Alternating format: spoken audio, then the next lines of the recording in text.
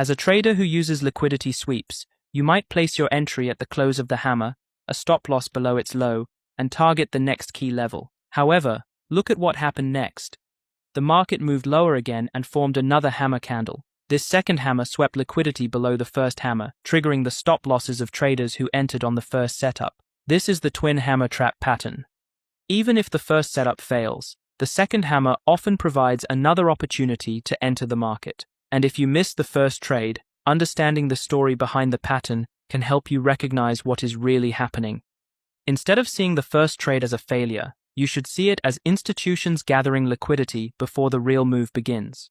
Now you place your entry at the close of the second hammer, a stop loss below its low, and the target at the next key level. Look at what happened next.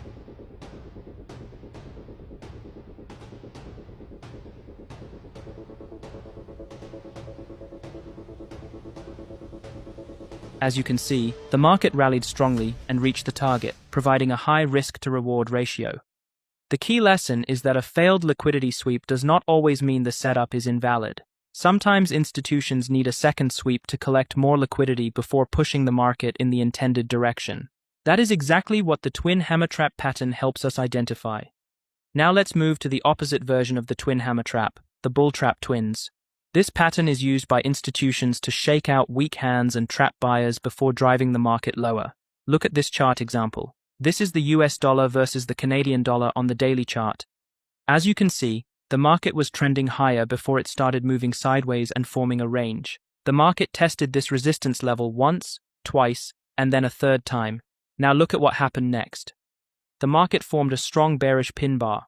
This candle broke above the resistance level and then closed back below it, creating what we call a liquidity sweep. At this point, many traders get excited. They place their entry at the close of the candle, a stop loss above the wick, and target the next support level. However, look at what happened next. The market moved higher one more time and formed another candle with a long upper wick. This candle swept liquidity above the first pin bar, triggered the stop losses of early sellers, and then closed back below the resistance level. This is what we call the bull trap twins. The pattern is powerful because it shakes out weak hands before the real move begins. Institutions often need liquidity before pushing the market lower, and the second sweep helps them collect that liquidity. Here, you do not get emotional after being stopped out. Instead, you understand what happened. You simply re-enter the trade. Place your entry at the close of the second candle, a stop loss above its wick, and target the next key level. Now look at what happened next.